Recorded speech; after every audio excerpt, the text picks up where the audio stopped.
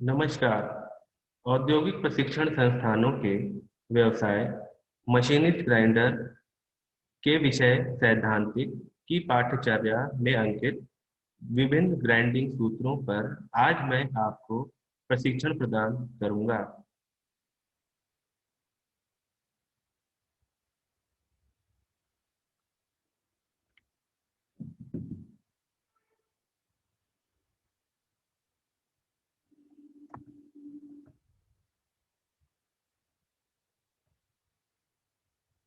Grinding workshop के विभिन्न सूत्र। ग्राइंडिंग वर्कशॉप में अक्सर हम ग्राइंडिंग प्रक्रिया को पूरा करते हैं। ग्राइंडिंग वर्कशॉप में ग्राइंडिंग प्रक्रिया जिन घटकों पर निर्भर करती है उन सबको नियंत्रित करके हम ग्राइंडिंग को बेहतर बना सकते हैं। यह घटक नियंत्रित और अनियंत्रित हो सकते हैं। विभिन्न नियंत्रित घटक हैं wheel speed, work speed, table ट्रेवर्स, depth of cut, machining time एवं ग्राइंडिंग अलाउंस। ग्राइंडिंग वर्कशॉप में जब हम कार्य कर रहे होते हैं हमको जॉब की सतह को ग्राइंड करना होता है। यह हमारी दो चीजों पर निर्भर कर सकता है, हमारे नियंत्रित घटकों पर निर्भर कर सकता है या फिर अनियंत्रित घटकों पर निर्भर कर सकता है। अर्थात हमारी ग्राइंडिंग या तो उसको हम अपने से बदल सकते हैं चीजों को, या फिर जिन चीजों को नहीं बदल सकते हैं उन पर निर्भर करता है। मेनली मुख्यतः नियंत्रित घटक व्हील स्पीड है, वर्क स्पीड है, टेबल ड्राइवर्स है, डेप्थ ऑफ कट है, मशीनिंग है, ग्राइंडिंग अलाउंस है। व्हील स्पीड अर्थात ग्राइंडिंग व्हील का जो व्हील होता है वो जिस स्पीड से घूम रहा होता है। वर्क स्पीड अर्थात हम टेबल को जिस रफ्तार से बाएं से दाएं या फिर आगे से पीछे की तरफ करते हैं उसको हम वर्क स्पीड कह सकते हैं। टेबल ट्रेवर्स यानी जब हम टेबल को जिस पे जॉब रखा हुआ है उसको बाएं से दाएं या दाएं से बाएं की तरफ लेके आते हैं या फिर आगे से पीछे और पीछे से आगे की तरफ करते हैं तो उसको हम टेबल ट्रेवर्स कहते हैं। Depth of cut, grinding wheel job के सरफेस पर किस तरीके से जाके लग रहा है, कितना बारीक कटिंग कर रहा है, उसको हम डेप्थ ऑफ कट कहते हैं। मशीनिंग टाइम, कार्य करने में हमें कितना समय लग रहा है उसको हम मशीनिंग टाइम कहते हैं। और ग्राइंडिंग अलाउंस अर्थात ग्राइंडिंग प्रक्रिया करते समय हमने उसमें कितना अलाउंस दे रखा है, हमें ग्राइंडिंग की जरूरत आखिरी कटिंग या फिनिशिंग के लिए करनी होती है, उसके लिए हमने जॉब पर कितनी अलाउंस छोड़ रखी है उसको हम ग्राइंडिंग अलाउंस कहते हैं। सबसे पहला है हमारा व्हील स्पीड। व्हील स्पीड अर्थात ग्राइंडिंग व्हील जो कि हमारा मशीन पे लगा हुआ है वह जिस स्पीड से घूमता है उसी को व्हील स्पीड कहते हैं। जितनी अधिक गति से व्हील घूमता है कटिंग और बेहतर होती जाती है। अधिक गति अर्थात कटिंग और बेहतर होती जाती है, किंतु यह गति अत्यधिक नहीं होनी चाहिए, नहीं तो पत्थर टूट जाएगा। गति एक लिमिट तक अगर बढ़ाई जा रही है तो हमारी कटिंग और फिनिशिंग और बेहतर हो जाती है, लेकिन अगर यह गति एक लिमिट को पार कर जाती है और अत्यधिक हो जाती है तो हमारा पत्थर टूट सकता है। Clogging of wheel, smoothing of wheel, over heating of workpiece, inaccuracy of surface और दुर्घटना की आशंका बनी रहती है। अगर हमने ग्राइंडिंग व्हील को स्पीड अत्यधिक दे दी है, मतलब लिमिट से ज्यादा दे दी है, तो व्हील पर क्लॉगिंग हो सकती है अर्थात उसमें जो कटिंग एजेस हैं वो खत्म हो जाएंगे। स्मूथिंग ऑफ व्हील हो जाएगी अर्थात जो कटिंग एजेस हैं वो प्लेन हो जाएंगे, घिस जाएंगे जल्दी। ओवर हीटिंग ऑफ वर्कपीस हो सकती है अर्थात जॉब हमारा ज्यादा गर्म हो जाएगा और उस पे धब्बे पड़ जाएंगे काले रंग की, और उस पे चमक भी उस हिसाब से नहीं आएगी जितनी अच्छी आनी चाहिए। इनएक्यूरेसी ऑफ सरफेस हो जाएगा, कहीं पे ज्यादा कटिंग हो सकती है, कहीं पे सरफेस पे कम कटिंग हो सकती है, इसलिए वो इनएक्यूरेट भी हो जाएगा। और सबसे महत्वपूर्ण, दुर्घटना की आशंका बनी रहती है। अत्यधिक तेज चलने पर व्हील टूट सकता है, जिससे और हम अपने कार्य को नियंत्रित भी नहीं कर पाएंगे। इससे क्या होता है, हमारा दुर्घटना की आशंका हमेशा बनी रहती है। कम गति पर एब्रेसिव ज्यादा घिसेगा, इसलिए मैन्युफैक्चरर द्वारा निर्धारित किए गए गति पर ही चलाना चाहिए। अभी तक हम अत्यधिक गति के बारे में पढ़ रहे थे। जब हम कम गति के साथ ग्राइंडिंग व्हील को चलाते हैं, वहां पर भी हमारा क्या होता है, ग्राइंडिंग व्हील जल्दी घिसता है और हमारे एब्रेसिव जल्दी टूट जाते हैं।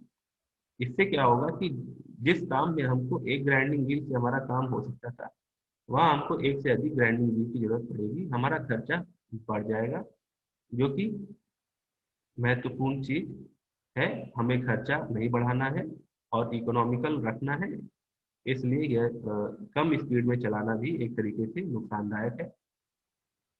इसीलिए हमें मैन्युफैक्चरर द्वारा निर्धारित किए गए गति पर ही चलाना चाहिए। ग्राइंडिंग व्हील निर्माण करने वाली जो भी फैक्ट्री होती है, वो हमें किस मटेरियल के साथ किस गति पर इस व्हील को चला के ग्राइंडिंग करनी है, यह हमको लिख के वो भेजती है। उसको हमको ध्यान में रखते हुए मटेरियल के अनुसार ही ग्राइंडिंग व्हील को निर्धारित स्पीड पर चलाना चाहिए। कटिंग व्हील स्पीड सूत्र। ग्राइंडिंग व्हील का कटिंग स्पीड वीसी निम्न सूत्र से निकाला जाता है। Cutting speed VC equal to pi into capital D into small N upon 1000। Cutting speed VC इस पर निर्भर करता है, डी पर और स्मॉल एन पर। क्या है, वीसी इस ग्राइंडिंग व्हील के परिधि की गति है मीटर पर सेकेंड में। कैपिटल डी है ग्राइंडिंग व्हील का व्यास एमएम में। डी क्या है, ग्राइंडिंग व्हील का व्यास है, वो कितना बड़ा है, उसका डायमीटर क्या है, उसकी व्यास क्या है, उस पर निर्भर करता है। और स्मॉल एन क्या है, ग्राइंडिंग व्हील का आरपीएम। ग्राइंडिंग व्हील किस आरपीएम पे चल रहा है, मतलब रोटेशन पर मिनट उसका कितना है, इस पर निर्भर करता है। इसलिए बीसी को हम pi into capital D into N upon 1000 कर सकते हैं। यह हमारा cutting speed rotation per minute में आएगा। अगर हमको इसको पर सेकेंड में करना होगा तो हमें VC equal to pi into D into N upon 60 into 1000 करना पड़ेगा। नेक्स्ट है हमारा आरपीएम का सूत्र, यानी ग्राइंडिंग व्हील का आरपीएम क्या होता है, उसका सूत्र हम कैसे निकालेंगे। इसका सूत्र हमने जैसे पिछले में कटिंग स्पीड निकाला था, उसी की तरफ, उसी के भांति हम इसकी भी आरपीएम निकाल सकते हैं। इसको हम स्पिंडल स्पीड के नाम से भी जानते हैं। Spindle speed small N equal to VC divided by pi into D into 1000, जैसे पिछला फॉर्मूला था, उसी के हिसाब से हम यहाँ पे भी एन निकाल सकते हैं। VC equal to grinding wheel के परिधि की गति मीटर पर सेकेंड में, और कैपिटल डी है आपका ग्राइंडिंग व्हील का व्यास एमएम में। वो सेम फॉर्मूला है, यहाँ हमने एन को निकालने की कोशिश की है। मशीनिंग टाइम, यह एक महत्वपूर्ण फॉर्मूला है मशीनिंग टाइम का। मशीनिंग टाइम होता है हमारा, ग्राइंडिंग मशीन एक जॉब को तैयार करने में कितना समय ले रही है, इसी को हम मशीनिंग टाइम के रूप में जानते हैं। सिलिंड्रिकल ग्राइंडिंग में मशीनिंग टाइम निकालने का सूत्र,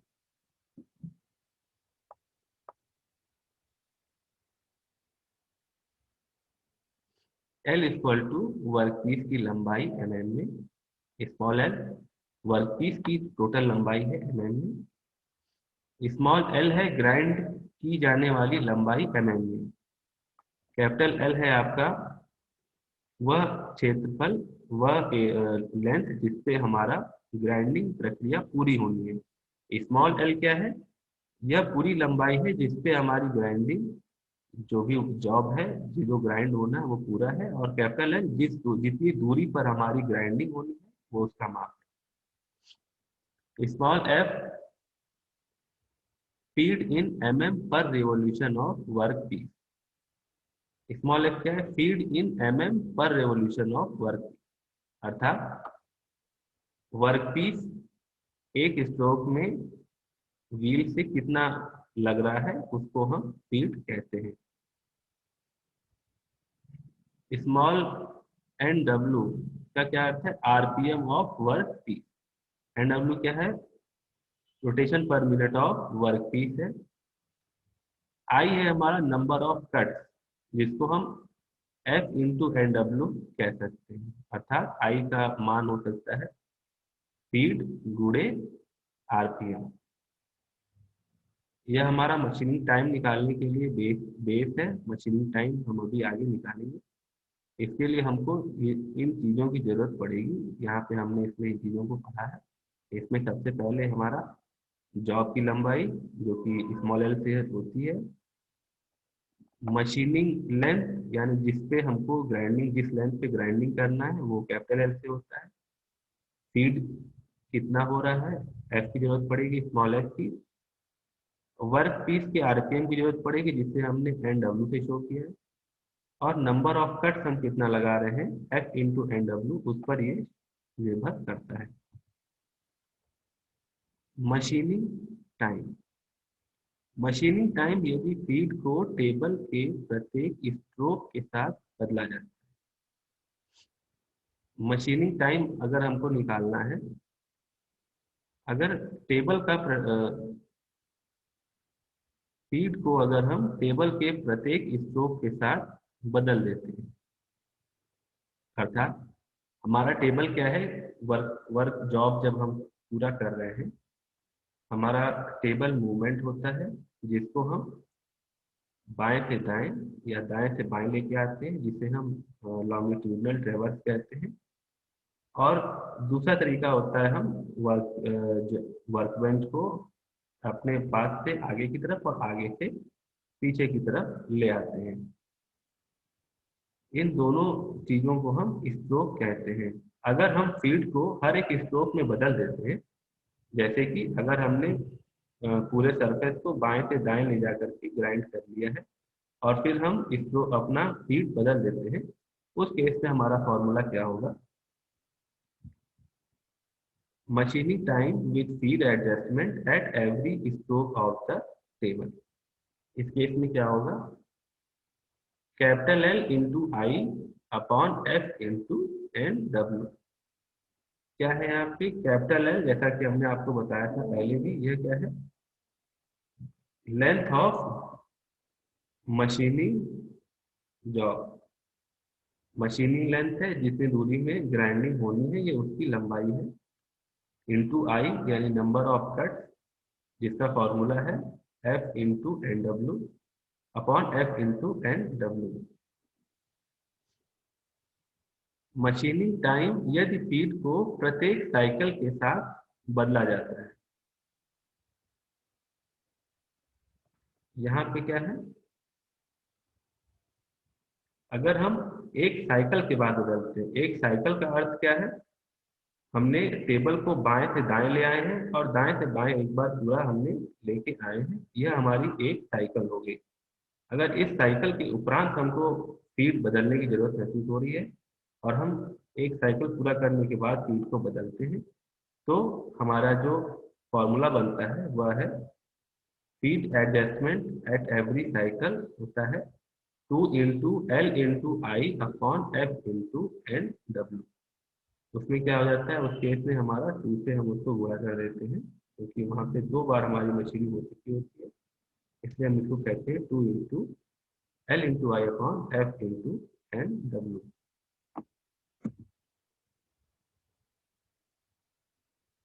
जॉब ग्राइंडिंग पर संख्यात्मक।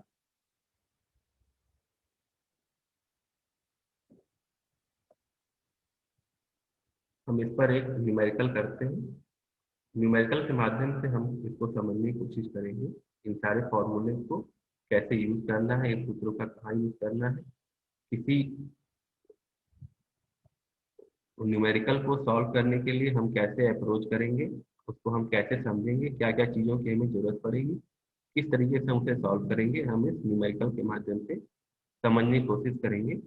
और हम ये भी देखेंगे कि कैसे सूत्रों के माध्यम से हम अपनी ग्राइंडिंग को और अच्छा बना सकते हैं, कैसे हम नियंत्रित चीज़ों को एडजस्ट करके, उनको नियंत्रित करके, जैसे फीड हो गया, डेप्थ ऑफ कट हो गया, स्पीड हो गया, स्पिंडल स्पीड या आपका जॉब स्पीड, इन सबको हम कैसे कंट्रोल करके चीज़ों को और अच्छा बना सकते हैं, इस न्यूमेरिकल के माध्यम से हम संख्यात्मक के माध्यम से आपको बताने की कोशिश करेंगे।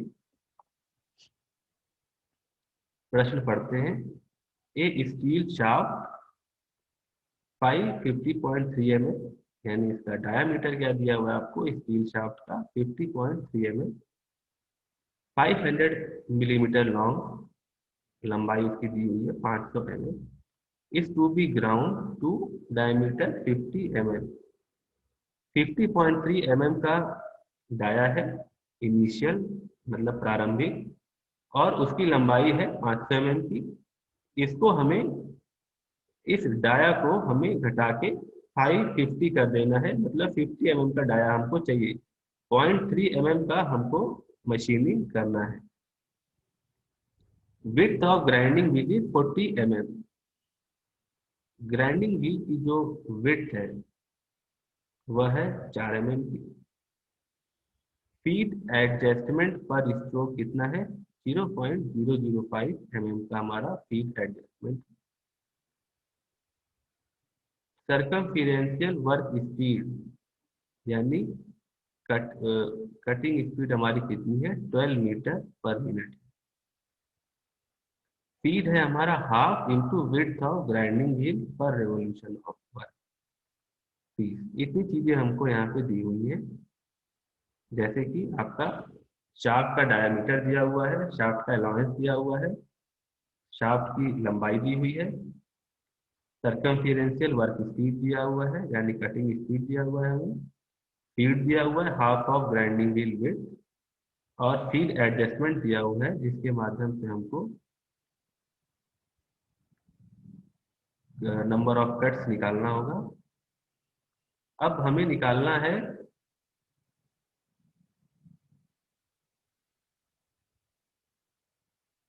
मशीनिंग टाइम कितना आएगा, ये हमको यहाँ से निकालना है।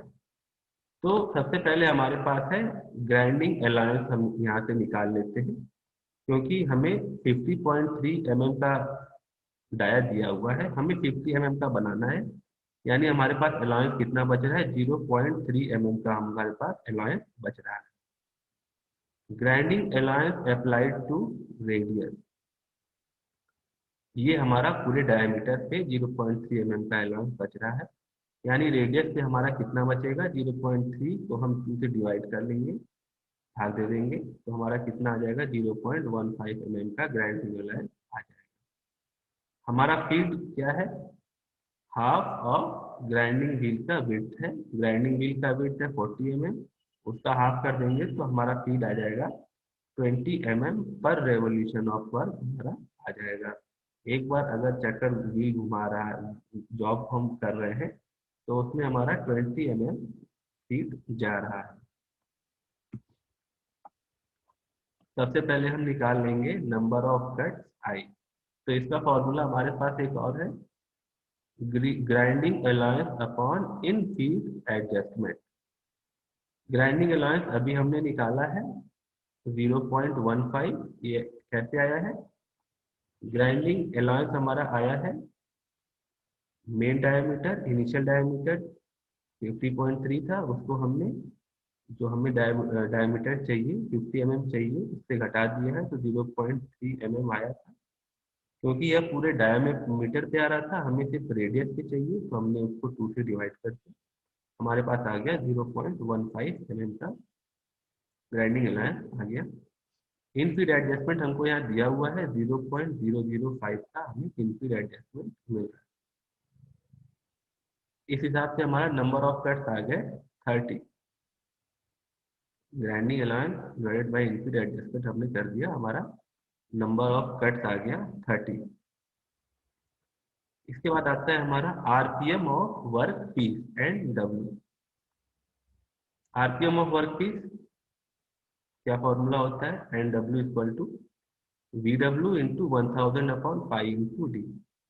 Cutting speed of work piece कितनी आ रही थी, हमको दी हुई है 12 है, इंटू 1000, पाई का मान मालूम होता है 3.12 या 22/7, इंटू डी हमें दिया हुआ है, हमें फाइनल डायमीटर चाहिए 50 mm का, तो हमको यहाँ पे दिया हुआ है, अर्थात हमारा यहाँ से एन डब्ल्यू निकल के आ रहा है। एन डब्ल्यू हमारा इसको सॉल्व करने पे आएगा 76 आरपीएम यानी रोटेशन पर मिनट। इसके बाद आता है हमारा मशीनिंग टाइम। मशीनिंग टाइम का जो सूत्र होता है वह है L into I upon F into N W. क्योंकि हम सीट को बार बार बदल दे रहे हैं हर एक स्ट्रोक पे, इसलिए यहाँ पे L into I upon F into N W सूत्र से हम इसको निकाल रहे हैं। का सूत्र है, एल हमको दिया हुआ है, लेंथ है हमारी 500 mm, जो भी रॉड की लंबाई थी वो थी 500 mm की लंबाई थी। आई है हमारा नंबर ऑफ कट जो कि हमने निकाला था। स्मॉल एफ है हमारा फीड,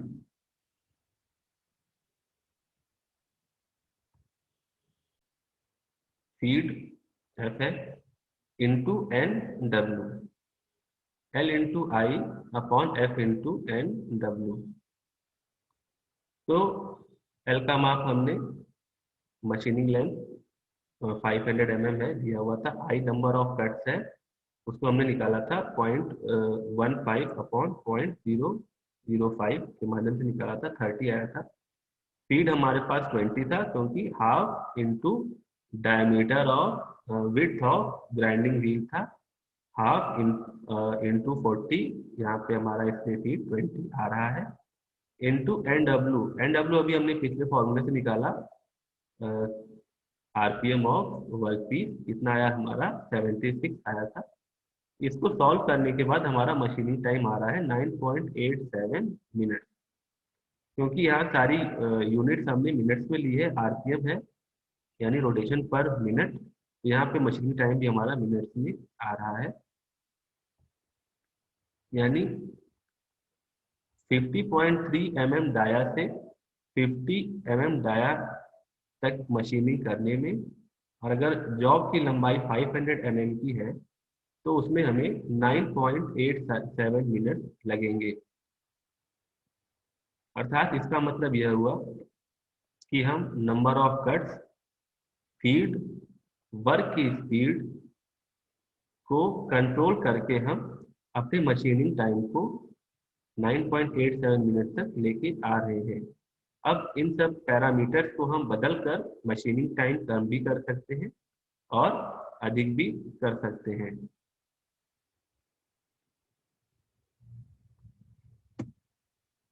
अगला स्लाइड है हमारा ग्राइंडिंग अलाउंस। यह ग्राइंडिंग अलाउंस हम पिछले माध्यम से ही समझ सकते हैं, न्यूमेरिकल के माध्यम से। जैसा कि हमें दिखाया गया बताया गया था कि रॉड हमारे पास 50.3 mm की है, जिसको हमें ग्राइंडिंग करके 50 mm तक का बनाना है। तो हम यह कह सकते हैं कि 0.3 mm का हमको ग्राइंडिंग अलाउंस दिया गया था, ताकि हम फिनिश ग्राइंडिंग का प्रोसेस पूरा कर सके। आइए इसको समझते हैं। ग्राइंडिंग प्रक्रिया के लिए पूर्व में ही कितना स्टॉक छोड़ा जाना चाहिए उसे ग्राइंडिंग अलाउंस कहते हैं। फिनिश ग्राइंडिंग या फिनिशिंग करने से पहले जितना मटेरियल छोड़ा जाता है जॉब पर, उसी को हम ग्राइंडिंग अलाउंस कहते हैं। यह जॉब के डाया और लंबाई पर निर्भर करता है, अर्थात यह जॉब के डायमीटर पर और लंबाई पर निर्भर करता है। प्रायः 0.25 mm से 0.75 mm तक अलाउंस छोड़ा जाता है। जो एक यूनिवर्सल माना गया है वह है 0.25 mm से लेकर के 0.75 mm तक का अलाउंस हम छोड़ते हैं। ग्राइंडिंग के पहले जॉब की फिनिश, और हमें जॉब की कैसी फिनिशिंग चाहिए इस पर हमारा ग्राइंडिंग अलाउंस डिपेंड करता है। कम डाया और कम लंबाई पर कम अलाउंस दिया जाता है। अगर हमारा जॉब का डाया कम है और लंबाई भी कम है तो हम उसमें अलाउंस कम देते हैं, और अगर अधिक डाया और लंबे जॉब पर हम ज़्यादा अलाउंस दिया जाता है। अगर जॉब का डायमीटर ज़्यादा है और लंबाई अधिक है तो हम उस पर अलाउंस भी ज़्यादा देते हैं। अर्थात जैसा कि हमने पिछले न्यूमेरिकल में देखा, वहाँ पे हम 50.3 mm से जॉब डायमीटर से 50 mm डायमीटर तक जॉब को लेके आ रहे हैं, और यही चीज़ हमारी ग्राइंडिंग अलायंस के रूप में समझी जा सकती है, क्योंकि हम आखिरी फिनिशिंग टचेस देना चाहते हैं। इसके लिए हमें जॉब पर थोड़ा मटेरियल अधिक छोड़ना पड़ता है, ताकि हम उसको फिनिश ग्राइंडिंग करते समय हटा सकें। इसी को हम ग्राइंडिंग अलायंस कहते हैं। प्रशिक्षण का सारांश। आज की इस प्रेजेंटेशन में हम लोगों ने कई चीज़ों पर जानकारी प्राप्त की है। इसमें है, ग्राइंडिंग कार्यशाला में विभिन्न घटकों को नियंत्रित करके ग्राइंडिंग प्रक्रिया बेहतर बनाई जा सकती है। इस पर हमने चर्चा की है। विभिन्न नियंत्रित घटक हैं: wheel speed, work speed, table travel, depth of cut, machining time और ग्राइंडिंग अलाउंस। यह नियंत्रित घटक हैं, अर्थात इन चीज़ों को हम अपने से कंट्रोल करके अपनी ग्राइंडिंग प्रक्रिया को और भी बेहतर बना सकते हैं। जैसे कि व्हील स्पीड है, जिसको हम कटिंग व्हील स्पीड या वीसी से जानते हैं। वर्क स्पीड हमारा एनडब्ल्यू से हम जानते हैं। टेबल ट्रेवर्स जानते हैं हम। टेबल ट्रेवर्स यानी एक तरीके से फीड है, इसको भी हम एडजस्ट करके सही कर सकते हैं। Depth of cut, depth of cut हमारा, इसको हम इस तरीके से देख सकते हैं कि व्हील सरफेस पे कितना एक बार में मटेरियल रिमूव कर रहा है, उसको हम डेप्थ ऑफ कट कह सकते हैं। मशीनिंग टाइम, कितना समय हमको जॉब को ग्राइंड करने में लग रहा है, इसको हम मशीनिंग टाइम कहते हैं। ग्राइंडिंग अलाउंस, हम ग्राइंडिंग करते समय कितना अलाउंस दे रहे हैं, कितना हम उसमें मटेरियल छोड़ रहे हैं, ताकि हम आखिरी में फिनिश ग्राइंडिंग कर सके, उसी को हम ग्राइंडिंग अलाउंस कहते हैं। इन सब चीज़ों को अगर हम ध्यान रखें तो ग्राइंडिंग वर्कशॉप में हम अपने ग्राइंडिंग पर्पस को और भी बेहतर बना सकते हैं, क्योंकि ग्राइंडिंग एक सरफेस फिनिशिंग ऑपरेशन है और यह हाईली प्रिसाइज जॉब पे कार्य करने का तरीका है। इसलिए इसमें किसी भी तरीके से हम लापरवाही नहीं कर सकते हैं। यहाँ पे हमको एक्यूरेसी, प्रिसीजन और सरफेस फिनिश, तीनों चीजें हमें एक साथ सबसे बेहतरीन चाहिए होती हैं। इसलिए इन सूत्रों के हिसाब से ग्राइंडिंग करने पर ही हमें सबसे बेहतरीन फिनिश और एक्यूरेसी मिल सकती है। इसलिए इसकी जानकारी होना अत्यधिक आवश्यक है, जिसमें हमारा मुख्य रूप से इन 6 घटक नियंत्रित घटकों की जानकारी होना अत्यंत महत्वपूर्ण है। ये 6 घटक आपके सामने हैं। इसमें आपका व्हील स्पीड या स्पिंडल स्पीड, यानी ग्राइंडिंग व्हील जिस स्पीड से घूमता है वह महत्वपूर्ण है। वर्क स्पीड और टेबल ट्रेवल, अर्थात हम जॉब को ग्राइंडिंग व्हील के नीचे से किस स्पीड से लेके जा रहे हैं उस पर नियंत्रित करता है। हम टेबल को बाएं से दाएं या दाएं से बाएं और आगे से पीछे और पीछे से आगे किस रफ्तार से लेके जाते हैं, इस पर फिनिशिंग बहुत निर्भर करती है। डेप्थ ऑफ कट, यानी हम व्हील को जॉब के सरफेस से कितनी गहराई पर लगा रहे हैं, इसे ही हम डेप्थ ऑफ कट कहते हैं, इस पर निर्भर करती है। मशीनिंग टाइम, हम कितना ले रहे हैं, कहीं हम जॉब पे जल्दी मशीनिंग तो नहीं कर दे रहे हैं या हम अत्यधिक समय तो नहीं ले रहे हैं, इस पर भी निर्भर करती है। ग्राइंडिंग अलाउंस, हम कितना ग्राइंडिंग अलाउंस छोड़ रहे हैं सरफेस फिनिश प्रोसेस को आखिरी में पूरा करने के लिए, इस पर भी निर्भर करती है। प्रयुक्त संदर्भ, यह संदर्भ हमने book on machinist grinder by Rajnath Chaudhary ji के द्वारा लिखी गई, पॉपुलर पब्लिकेशन द्वारा पब्लिश की गई बुक से लिया हुआ है। यह संदर्भ हमने CSTRI calcutta.gov.in के मशीनिस्ट ग्राइंडर पर छपे विभिन्न लेखों से भी लिया हुआ है। मिमी लर्निंग ऑनलाइन ऐप और मिमी के बुकों से भी हमने इसमें काफी जानकारी इकट्ठा की है। आज मैंने ग्राइंडिंग व्हील पर विभिन्न सूत्रों पर आपको प्रशिक्षण प्रदान किया है। आशा है आपको यह प्रशिक्षण भविष्य के लिए मददगार होगा। धन्यवाद।